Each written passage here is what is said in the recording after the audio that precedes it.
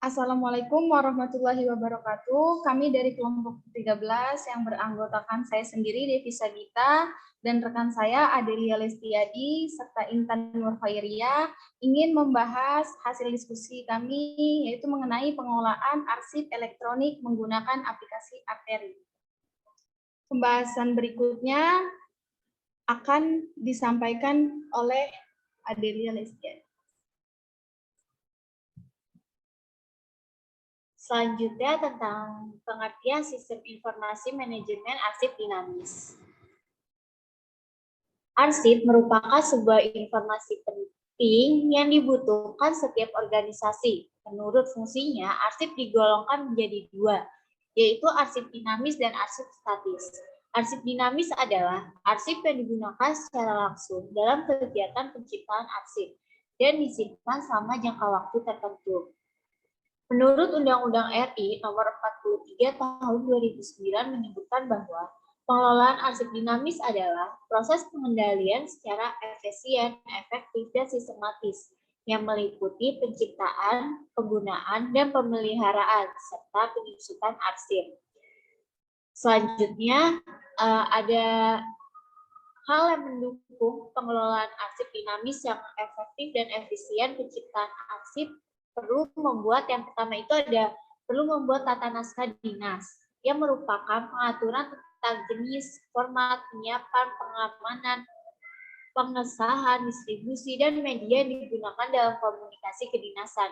Yang kedua, klasifikasi arsip yang merupakan pola pengaturan arsip secara berjenjang dari hasil pelaksanaan fungsi dan tugas instansi yang menjadi beberapa kategori unitnya informasi kearsipan. Yang ketiga ada jadwal retensi arsip yang disusun berdasarkan pedoman retensi arsip yang telah dibuat.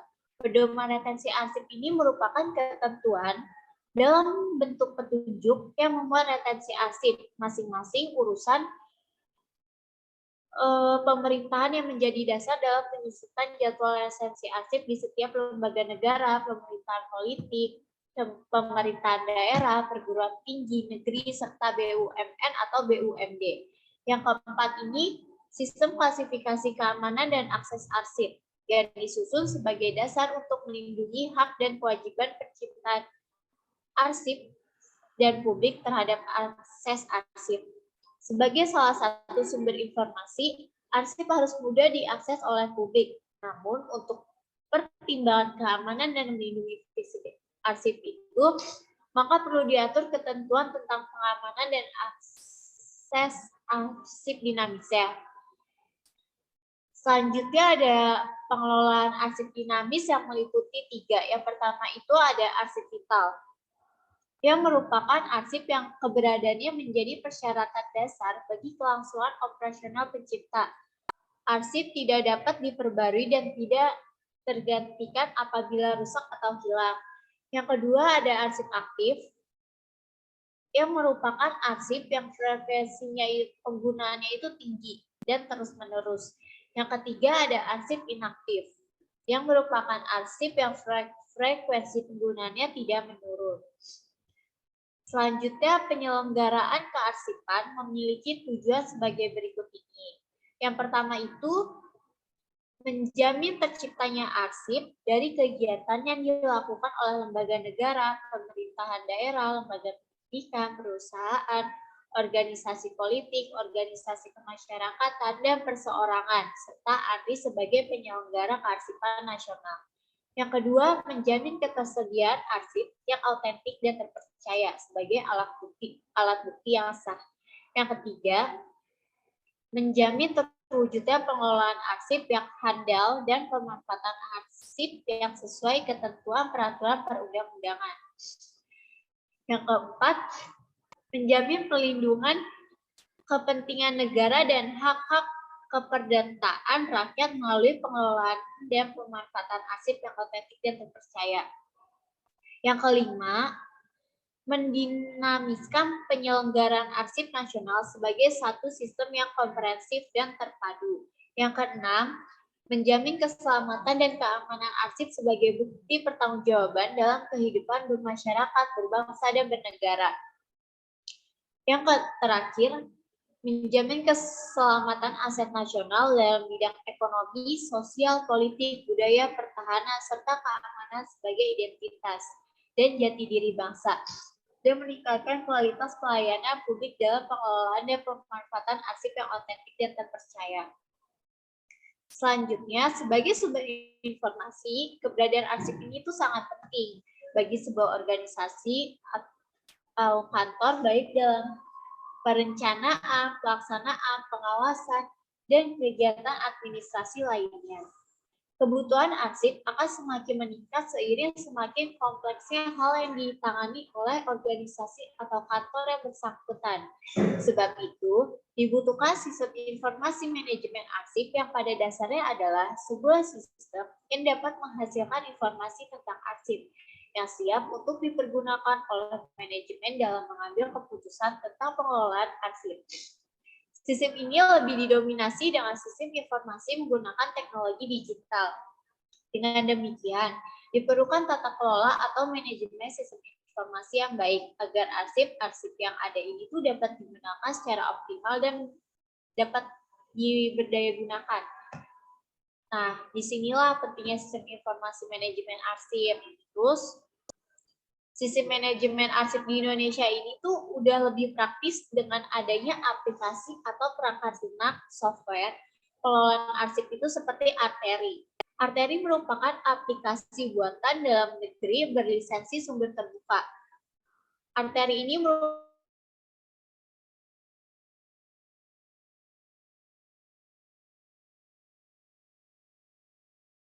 merupakan aplikasi kearsipan berbasis web yang dibangun dengan tujuan agar dapat mengintegrasikan arsip secara elektronik.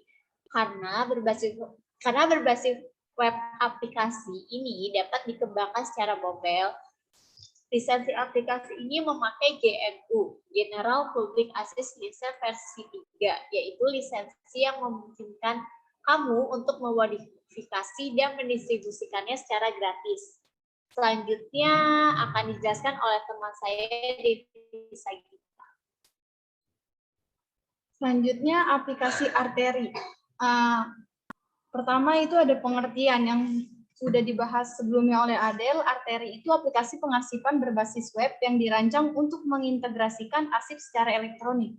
Aplikasi berbasis web ini dapat dikembangkan secara mobile. Lisensi yang digunakan itu GNU, General Public License versi 3. Nah, lisensi ini dapat dimodifikasi sesuai kebutuhan dan didistribusikan secara gratis. Tujuannya itu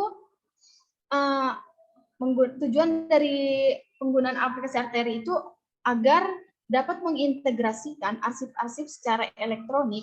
Aplikasi Arteri ini bersifat open source dan dikembangkan dengan kode igniter dan menggunakan basis data MySQL. Selanjutnya, konfigurasi sistem yang diperlukan. Yang pertama itu ada sistem operasi Windows. Sistem operasi Windows yang kedua itu ada Exam dengan building Apache, MySQL, PHPD, PHPMyAdmin. PHPMyAdmin ini maksudnya software jenis open source bersifat closed platform dan gratis berisi paket yang terdiri dari Apache HTTP server, database MySQL, dan entrepreneur untuk skrip yang ditulis dalam PHP dan bahasa programan. Secara resmi, Exam ini dimaksudkan untuk digunakan hanya sebagai alat membangun suatu situs. Hal ini memungkinkan web designer dan programmer untuk menguji pekerjaan mereka pada komputernya tanpa akses ke internet. Gitu. Yang ketiga itu ada web browser. Web browser ini kayak Google Chrome, Edge, Mozilla Fox, seperti itu. Selanjutnya ada fitur-fitur yang terdapat dalam aplikasi Arteri. Yang pertama itu ada input data pada arsip. Arteri ini memungkinkan organisasi untuk menyimpan data arsip sesuai dengan metadata. Yang kedua itu ada penelusuran sederhana dan lanjutan. Penelusuran sederhana lanjutan ini dapat dilakukan melalui kolom pencarian dengan memasukkan kata kunci dan atau memerlukan pencarian yang lebih rinci melalui ruas-ruas arsip pada penelusuran yang lanjutannya. Yang ketiga ada daftar arsip. Daftar arsip ini menampilkan data arsip yang beserta tombol unduh apabila terdapat file digital dari arsip tersebut. Detail dari data arsip itu juga bisa dilihat dengan mengklik tombol lihat. Data arsip juga dapat diunduh ke dalam format spreadsheet. Yang keempat itu ada skema klasifikasi. Pada skema klasifikasi ini pengguna dapat mengatur skema klasifikasi dengan jadwal referensi yang dikehendaki. Selanjutnya ada keunggulan arsip elektronik. Pertama itu keunggulannya cepat menemukan dan memungkinkan arsip digunakan tanpa keluar kantor. Jadi dapat dipakai di mana saja dan kapan saja. Yang kedua itu membuat indeks fleksibel dan mudah dimodifikasi berdasarkan proses-proses yang dikembangkan agar menghemat tenaga, waktu, dan uang. Yang ketiga itu ada pencarian teks lengkap.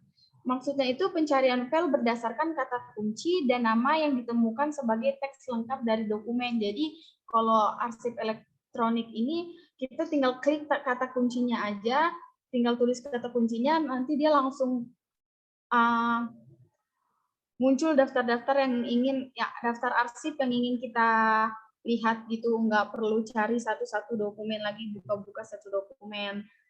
Nah, yang keempat ini kecil kemungkinan kehilangan file banyak karena sudah disimpan ke dalam format digital dan sudah dicadangkan melalui hard disk itu kalau arsip digital. Yang kelima, hemat ruang dengan kapasitas 1 CD-RW sama kayak 700 MB, mampu menyimpan dokumen dalam bentuk teks hingga 7.000 lembar lebih. Yang keenam itu ada disimpan secara digital. Maksudnya itu resiko kerusakannya tadi itu kertas dokumen, informasinya yang sudah pudar gitu, bacaannya dapat diminimalkan karena disimpan secara digital. Yang ketujuh itu kemudahan berbagi arsip. Yang kedelapan, keamanan yang ditinggalkan. Yang kesembilan itu kemudahan pengambilan data dengan mencadangkan data ke media penyimpanan yang kompatibel. Selanjutnya akan dijelaskan oleh Intan.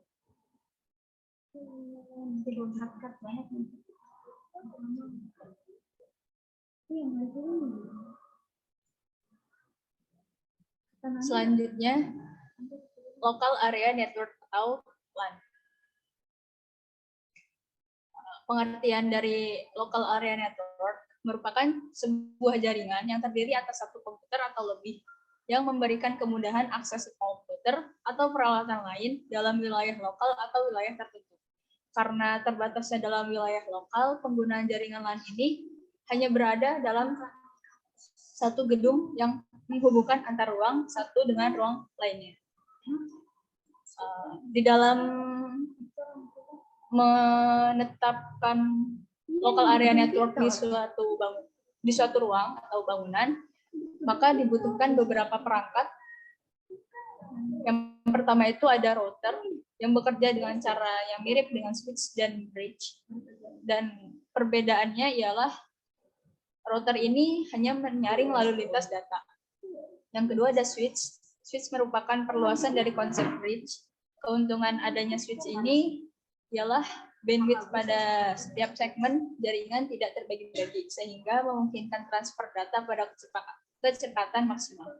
Yang ketiga ada hook, merupakan perangkat penghubung. Yang keempat ada bridge, merupakan perangkat yang berfungsi menghubungkan beberapa jaringan yang terpisah.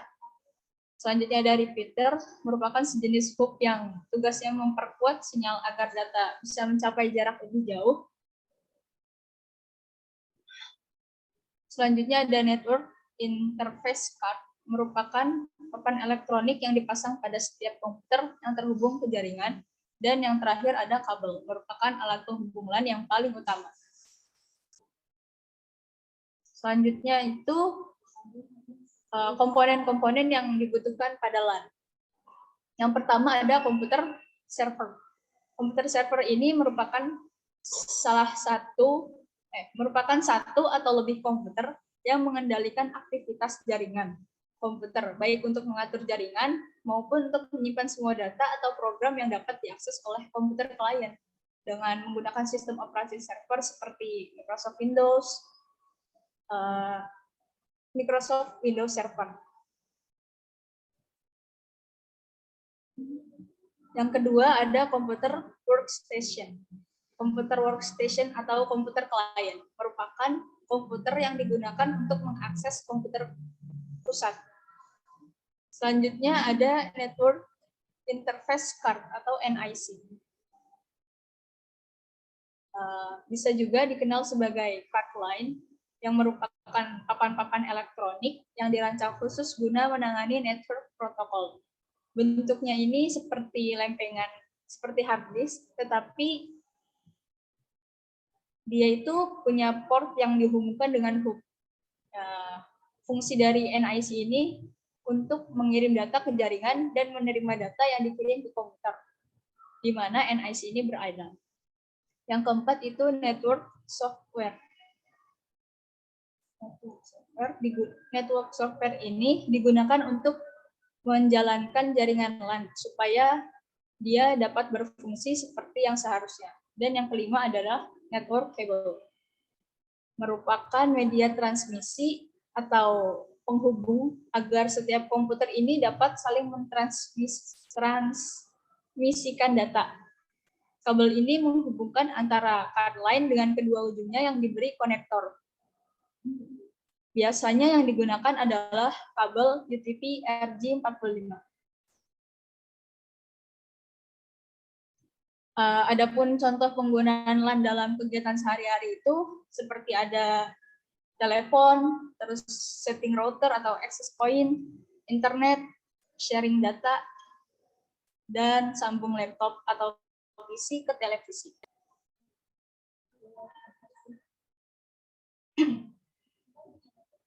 Selanjutnya itu implementasi kasus. Kelompok kami mengobservasi implementasi kasus ini ke ANRI dengan judul itu pengelolaan arsip elektronik di ANRI menggunakan aplikasi Srikandi.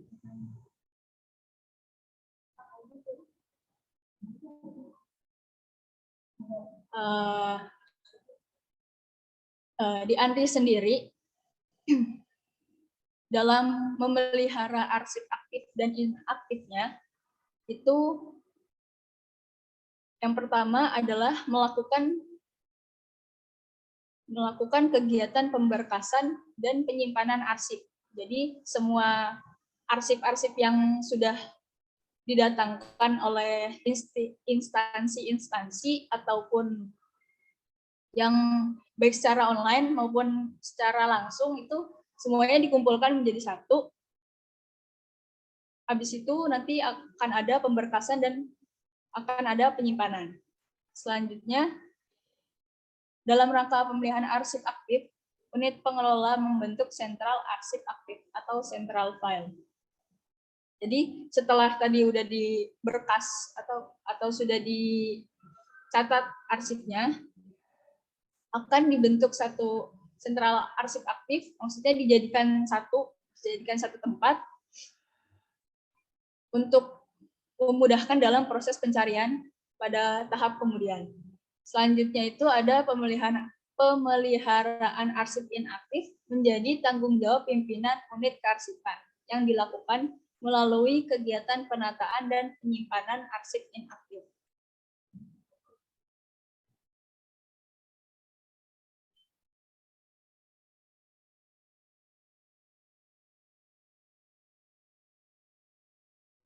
Adapun faktor yang mempengaruhi arsip untuk dialih mediakan itu ada dua faktor. Yang pertama berdasarkan fisik, maksudnya itu apabila kondisi arsip ini mengkhawatirkan akan mengalami kerusakan, maka harus segera dialihmediakan atau didigitalisasi supaya arsip ini tidak hilang, tidak rusak, dan bisa digunakan kembali. Kemudian faktor yang kedua adalah informasi. Informasi ini berdasarkan sifatnya, itu apabila arsip itu bersifat umum, maka harus dialihmediakan.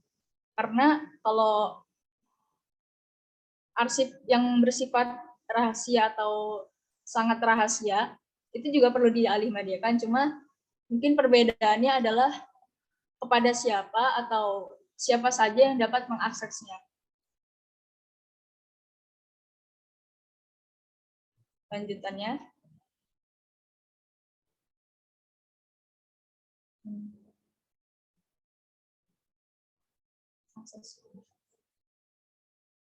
Selanjutnya itu, seperti yang sudah dijelaskan sebelumnya, dalam akses arsip itu ada yang bersifat publik dan ada yang bersifat non-publik. Nah, ya dalam ANRI, kalau yang bersifat non-publik itu hanya petugas-petugas tertentu saja yang dapat mengaksesnya, seperti kayak mungkin seorang arsiparis pencatatan data atau seorang pimpinan atau sekretarisnya kayak gitu. Dan arsip ini juga dibagi menjadi tiga tingkatan. Yang pertama itu sangat rahasia dan biasa. Di ANRI dalam mempertahankan arsip itu bisa memberikan seperti kayak watermark, jadi ada tulisan yang yang tulisan yang ada dalam dokumen. Biasanya tulisannya itu tidak terlalu terlihat dan transparan, miring kayak biasanya kayak gitu. Kemudian ada tanda tangan. Tanda tangan ini biasanya dijelaskan berupa QR code, bisa seperti itu, dan ada juga keterangan pada dokumen pada saat arsip dibuka. Maksudnya dokumen ini telah ditandatangani oleh siapa atau dokumen ini telah diubah oleh siapa, kayak gitu. Kemudian kendala yang dihadapi pada digitalisasi arsip di ANRI itu termasuk adalah jaringan. Dari LAN atau WiFi ini rusak atau mengalami gangguan, maka akan menyebabkan kendala. Selanjutnya, adapun pelatihan yang dilakukan untuk para staf itu yang pertama adalah sosialisasi melatih pengguna. Yang kedua ada bimbingan teknis dan yang ketiga pencatatan surat.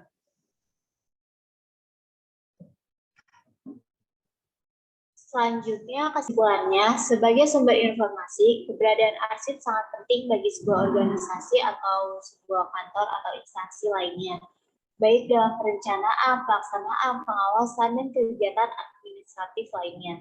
Sistem informasi manajemen arsip pada dasarnya adalah sistem yang dapat menghasilkan informasi tentang arsip yang siap dipergunakan oleh manajemen dalam mengambil sebuah keputusan tentang pengelolaan arsip tersebut. Saat ini sistem yang mendominasi ialah dengan menggunakan teknologi digital. Dengan demikian, bidang kearsipan dan arsiparis ditutup agar mampu mendapatkan informasi secara mudah, cepat, tepat, dan akurat, dan tetap menjaga kondisi fisik arsip agar aman dan tidak mudah rusak. Penerapan aplikasi arsip arteri dapat membantu dalam menjawab tuntutan yang diberikan kepada arsiparis. Adapun tahapan dalam penerapan arsip di arteri meliputi tahap persiapan, penginstalan, dan pengorganisasian. Pada tahapan-tahapan tersebut tentu dibutuhkan jaringan yang dapat memudahkan akses pemindahan data-data ke komputer atau peralatan lainnya dalam wilayah yang besar atau wilayah lokal tertentu. Oleh karena itu, local area network atau LAN merupakan jaringan yang tepat untuk hal tersebut. Sekian penjelasan dari kelompok kami. Kurang lebihnya mohon maaf. Wassalamualaikum warahmatullahi wabarakatuh.